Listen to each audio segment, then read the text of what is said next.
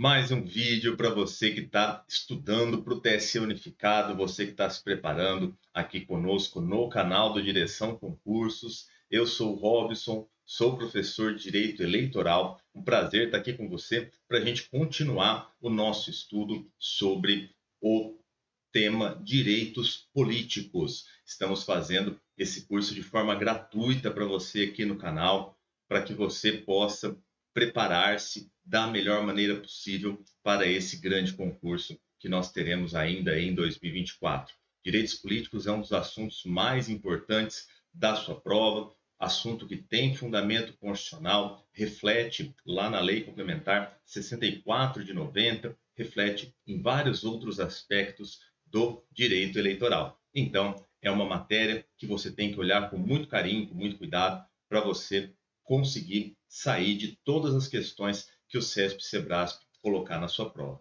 Nesse vídeo, nós vamos começar a estudar as hipóteses de inelegibilidade. Antes disso, peço que você deixe o seu like aqui no vídeo, comente se você está gostando desse curso que nós estamos fazendo, da forma como a matéria tem sido apresentada. Também quero te lembrar, se você ainda não é aluno de direção, aqui embaixo você tem todas as informações sobre as nossas assinaturas. Tá? Assinatura desde o plano essencial até o plano da assinatura vitalícia com Sala VIP, que é um grande produto, talvez aí o melhor produto da casa, para você que ainda não é aluno. Nessa assinatura com Sala VIP, você tem acesso não só às videoaulas, aos materiais em PDF, às questões comentadas, às listas de questões, aos simulados, você também tem acesso direto ao professor através da Sala VIP. É uma ótima ferramenta para você que está se preparando. O concurso vai ser um concurso muito difícil, um concurso muito complicado. Então, você precisa se cercar aí dos melhores materiais, das melhores ferramentas para você atingir o seu sucesso, tá bom? Porque tanto nós aqui do Direção quanto você, nós queremos que você seja nomeado nesse concurso. Nós estamos te levando do zero até a nomeação. Perfeito, meus amigos. Vimos então no vídeo anterior as condições de elegibilidade, esses requisitos que têm que ser cumpridos por qualquer pessoa que queira disputar um cargo público no Brasil. Só para a gente lembrar, esses requisitos eles podem ter a variação em relação à idade. O requisito de idade mínima ele varia conforme o cargo que a pessoa quer disputar. Os demais requisitos são iguais, tá? Ali você encontra filiação partidária, você encontra domicílio eleitoral, plenitude o pleno gozo dos direitos políticos, você encontra alistamento eleitoral, nacionalidade brasileira e, finalmente, a idade mínima, que é a única das condições que é variável conforme o cargo que você quer disputar. Agora, nós vamos passar a tratar das situações de inelegibilidade. Diferente do que acontece ali nas condições de elegibilidade, quando eu falo de inelegibilidade, eu estou falando de situações concretas, fatos acontecidos na vida da pessoa que quer concorrer ao cargo público e esses fatos impedem a pessoa de concorrer.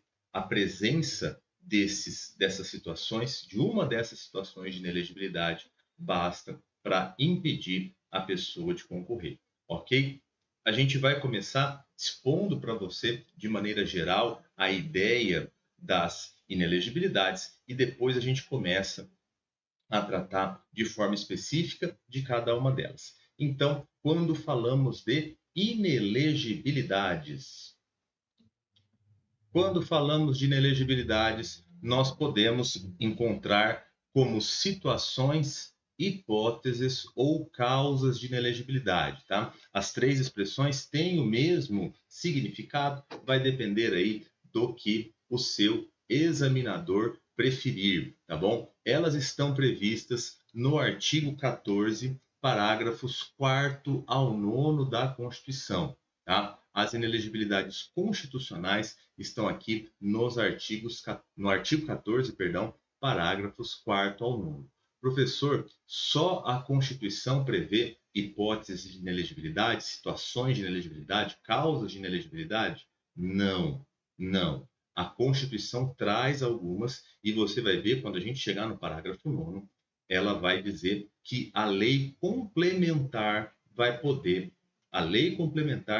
trazer outros casos de inelegibilidade. Então, de cara, o rol constitucional de situações de inelegibilidade, ele é um rol exemplificativo, tá bom? Você vai ver, existem balizas aí para o legislador complementar, não é qualquer coisa que ele vai poder colocar na lei das inelegibilidades, mas existe essa previsão, ok? Então, quando a gente fala de inelegibilidades, como eu já mencionei, são aquelas situações que não podem estar presentes para que a candidatura seja deferida. Se o cidadão acabar eleito, ele vai, se ele for eleito, ele pode exercer o mandato. Com inelegibilidade, ele não pode exercer o mandato.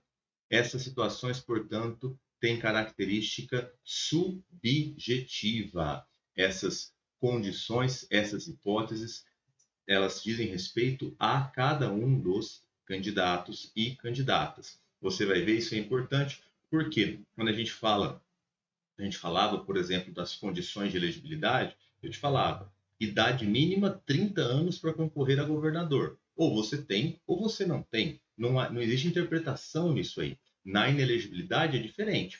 Vai ter que ter uma análise por parte da Justiça Eleitoral se a situação concreta de fato se enquadra ou não na hipótese prevista na Constituição ou na lei complementar. Isso demanda interpretação, vai demandar contraditório ampla defesa.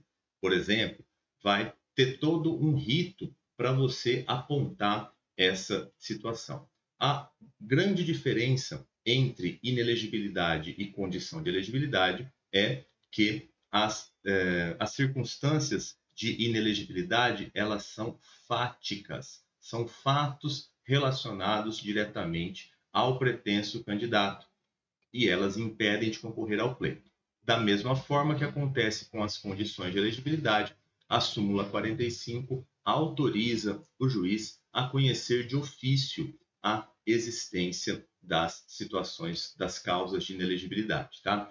Tanto as condições de elegibilidade quanto as causas de inelegibilidade podem ser conhecidas de ofício pelo juiz. Ele não depende de provocação para conhecer. Toma cuidado, porque aí eu explicava para você no vídeo anterior da súmula 45, eu comentava, né? São questões de ordem pública. As condições de elegibilidade, as hipóteses de inelegibilidade são questões de ordem pública, podem ser conhecidas pelo juiz, independente de provocação. Tá? Aqui, na questão das inelegibilidades, claro que com muito mais cuidado, mas elas também vão poder ser consideradas pelo juiz independente de provocação. Perfeito? Agora, para a gente concluir essa parte geral das inelegibilidades, o artigo 14, parágrafo 9º, ele fala da previsão em texto constitucional e na lei complementar, e eu tenho, conforme a doutrina, duas hipóteses, duas categorias de inelegibilidade. Eu tenho inelegibilidades que são absolutas. Quando a gente entra em situação de inelegibilidade absoluta, o candidato não pode concorrer a nenhum cargo eletivo em nenhuma esfera da federação. As inelegibilidades absolutas impedem completamente de concorrer. Exemplo mais fácil aqui, o analfabeto. Quem é analfabeto, a gente vai estudar o que isso quer dizer perante a ideia de inelegibilidade. Analfabeto não pode concorrer a nenhum cargo eletivo em nenhuma esfera da federação. Ele é, portanto, absolutamente inelegível. Diferente do que acontece com as inelegibilidades relativas. Nas inelegibilidades relativas, alguns cargos específicos, a depender de cada uma das situações fáticas, é que não poderão ser disputados. E aí, eu vou ter sempre que fazer uma análise no caso concreto. No caso concreto. Se eu estou no campo das inelegibilidades relativas, uma mesma pessoa pode concorrer a alguns cargos, mas a outros não pode, a depender de uma série de fatores, a depender do grau de parentesco, a depender do cargo que ocupa atualmente. Então, a gente vai ter que balizar tudo isso aí quando a gente estudar as inelegibilidades relativas. Mas você já consegue ter essa distinção nas inelegibilidades absolutas. Não pode concorrer a nada em nenhum lugar. Nas relativas, como o próprio nome sugere, depende da situação específica, tá bom? Aqui as hipóteses, então, começando o estudo individual das situações de inelegibilidade, das hipóteses de inelegibilidade, a primeira são as situações que geram a inelegibilidade absoluta. A inelegibilidade absoluta vem prevista aqui no artigo 14, parágrafo 4º da nossa Constituição, quando ela diz que são absolutamente inelegíveis, são inelegíveis os inalistáveis e os analfabetos. Nós já vimos há pouco quem pode se alistar eleitor, então você sabe que quem não pode se alistar eleitor, quem é inalistável, são os estrangeiros e os conscritos. Nós já falamos deles em outro momento. Estrangeiro, todo aquele que não é brasileiro nato ou naturalizado, lembrando daquela situação específica e particular do português equiparado, e o conscrito é aquele que está prestando o serviço militar obrigatório. Quero falar para você agora de quem é o analfabeto, para fins de inelegibilidade. Isso aqui é muito importante porque o TSE ele tem uma postura, ele tem uma posição interpretativa desse conceito de analfabetismo bem específica, bem clara e bem fundamentada, eu diria. Tá? Você vai ver a justificativa que o TSE dá é bastante sólida, a meu ponto de ver. E aí você precisa conhecer essa posição para não correr risco num eventual caso concreto que o CESP traga para você. Eu trouxe aqui 2 trechos de decisões do TSE que falam sobre essa questão do analfabetismo. O TSE entende o seguinte, ó, para fins de aferição do analfabetismo, essa aferição deve ser feita com o menor rigor possível. Como assim, professor? Menor rigor possível? Exatamente. Se o candidato comprovar ser minimamente capaz, olha as expressões que o TSE usa, minimamente capaz de ler e escrever na língua nacional, está satisfeita a condição de alfabetizado para fins de afastar a inelegibilidade absoluta. Né? Interessante a posição do TSE, porque você já deve ter ouvido, talvez, se você já lidou com o processo eleitoral em alguma medida, aquela situação. O juiz eleitoral, a juíza eleitoral, chama os candidatos para fazer um ditado, por exemplo, em audiência pública, às vezes, e aí pega lá o preâmbulo da Constituição, um trecho do artigo 5º, enfim, e faz o ditado para a pessoa escrever ali. Isso não tem amparo na jurisprudência. Tá? A jurisprudência do TSE entende que se o cidadão, se a cidadã é minimamente capaz de ler e escrever, está satisfeita a condição de alfabetizado. Olha o trecho das decisões. A aferição da alfabetização deve ser feita com o menor rigor possível, não podendo ser considerado analfabeto o candidato que possuir capacidade mínima de escrita e leitura. E aí, o fundamento mais legal é esse aqui, ó. A realidade multifacetada da sociedade brasileira desaconselha que o analfabetismo seja avaliado a partir de critérios rígidos, abstratos e estanques. Do contrário, em redutos onde o analfabetismo seja regra, o domínio político se perpetuaria como um monopólio das elites. Isso é uma situação verdadeira. Muitas vezes nós nos esquecemos do tamanho, da proporção continental do nosso país. não sei de qual lugar do país você está me assistindo. Se puder, já coloca aí nos comentários de onde você nos assiste. Nós temos diversas realidades dentro do Brasil, tá? Diversas realidades dentro de um mesmo país. Então, tem sentido, tem muito sentido essa interpretação do TSE. De fato, se a gente fizesse uma aferição rígida, nós teríamos locais do país onde, infelizmente, a gente ainda não tem, as populações não têm o pleno acesso à educação, às informações, nós teríamos mais ainda esse predomínio, essa perpetuação de determinados grupos políticos de elite no poder. E aí, desta maneira, com este entendimento, o TSE afasta a questão da inelegibilidade para os analfabetos dentro das condições mínimas aí de leitura e escrita, ok? Quando estamos trabalhando, quando estamos na rotina da Justiça Eleitoral, sou servidor do TRE de São Paulo, você vai ver, quando você estiver trabalhando com registro de candidatura, por exemplo, as formas no registro de candidatura para se comprovar a alfabetização são várias, tá?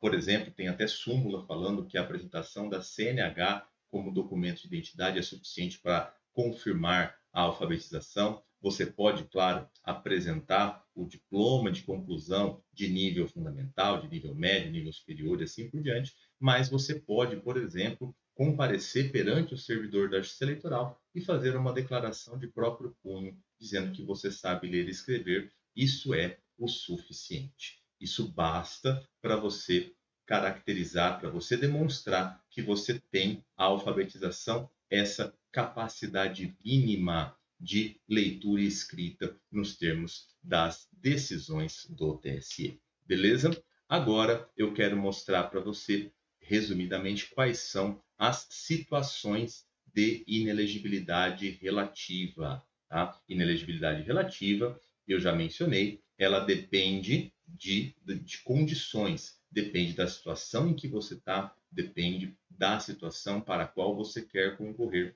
E aí você vai ter essa relação, onde para alguns cargos você estará inelegível, para outros não. Vamos lá então, quais são as hipóteses de inelegibilidade relativa? Elas estão previstas no texto constitucional. No parágrafo 5º do artigo 14, eu tenho a reeleição do chefe do Poder Executivo. Essa é a primeira das situações de inelegibilidade relativa. A segunda é a do parágrafo 6º, é a necessidade de desincompatibilização do chefe do Executivo para concorrer a outros cargos eletivos. No parágrafo 7º, nós temos a inelegibilidade reflexa, é aquela que mais tira o nosso sono. No parágrafo 8º, eu tenho as condições especiais de elegibilidade dos militares de carreira, e aí eu vou te mostrar quais são os critérios que a nossa Constituição elegeu, e fechando, nós vamos ver o parágrafo 9º, que ele vai permitir que outras situações de elegibilidade sejam previstas em lei complementar.